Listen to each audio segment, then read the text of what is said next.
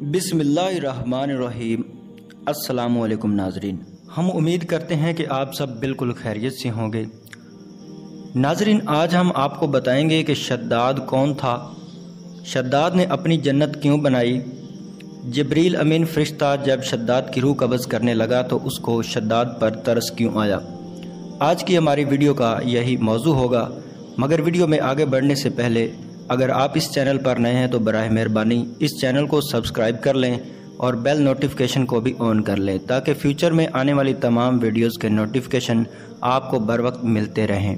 ناظرین، شداد کے دور حکومت میں حضرت ہود علیہ السلام اللہ کے نبی تھے اور حضرت ہود علیہ السلام ہمیشہ شداد کو ایمان کی دعوت دیتے رہے۔ ایک دن شداد نے پوچھا، اگر میں آپ کی باتوں پر ایمان لے آؤں تو اللہ مجھے کیا انعام دے گا؟ حضرت ہود علیہ السلام نے فرمایا، اللہ تعالیٰ تجھے جنت دے گا جس میں تو ہمیشہ رہے گا۔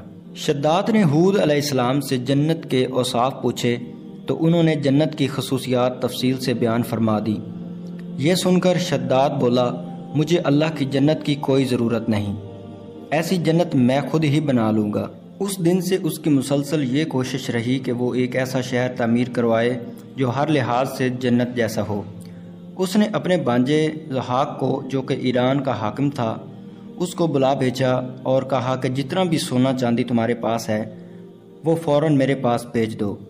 ضحاک نے ایسا ہی کیا۔ شداد نے پورے ملک میں اپنے کرندے روانہ کیے جو بہت بڑی مقدار میں سونا چاندی جمع کر کے لائے۔ شداد نے جنت بنانے کے لیے ملک شام میں ایک صحت افزا مقام کا انتخاب کیا اور ماہر معماروں کے ذریعے وہاں ایک مضبوط اور مستحکم فصیل تعمیر کروائی، جس کے اندر سونے اور چاندی کا محل تعمیر کر لیا اور اس کی دیواروں کو قیمتی جواہر سے سجایا گیا۔ اس نے شہر کے وسط میں ایک ایسی نہر بنوائی جس کے پانی میں سنگریزوں کی بجائے ہیرے جواہرات بہتے تھے۔ سونے کے ایسے درخت لگوائے جن کے خوشوں میں مشک اور عنبر بھرا گیا تھا۔ جب ہوا چلتی تو مشک اور عنبر کی خوشبو پورے شہر میں پھیل جاتی۔ بیان کیا جاتا ہے کہ شداد نے محل کے چاروں طرف سونے کی اینٹوں سے 12,000 کمرے تعمیر کروائے تھے اور ہر کمرے کو یاقوت اور ہیرے جواہرات سے مزین کیا گیا اور اطراف و جوانب سے خوبصورت اور جوان عورتوں کو وہاں لایا گیا۔ یہ عظیم الشان جنت نما شہر 500 سال میں مکمل ہوا اور شداد کو اس کی تکمیل کی اطلاع دی گئی۔ جنت بننے کی اطلاع ملتے ہی شداد بہت بڑا لشکر لے کر اپنی جنت کی طرف روانہ ہو گیا۔ وہ ابھی شہر سے ایک منزل کے فاصلے پر تھا کہ اس نے ایک ہرن دیکھا جس کے پاؤں چاندی اور سینگ سونے کے تھے۔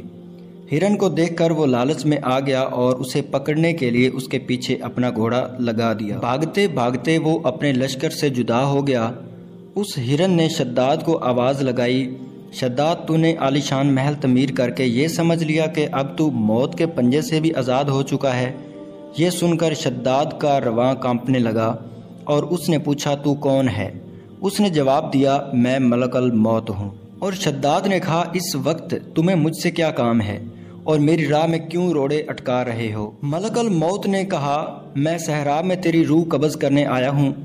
شداد نے کہا، مجھے کم از کم اتنی مہلت دے دو کہ میں اپنی بنائی ہوئی جنت کو اپنی آنکھوں سے دیکھ لوں۔ ملک الموت نے اجازت نہ دی، چنانچہ شداد گھوڑے سے گرا اور ہلاک ہو گیا اور اس کے لشکر نے ایک آسمانی چنگھاڑ سنی تو پورے کا پورا لشکر اچانک سے غرق ہو گیا اور جنت جانے کی بجائے ملک عدم پہنچ گیا۔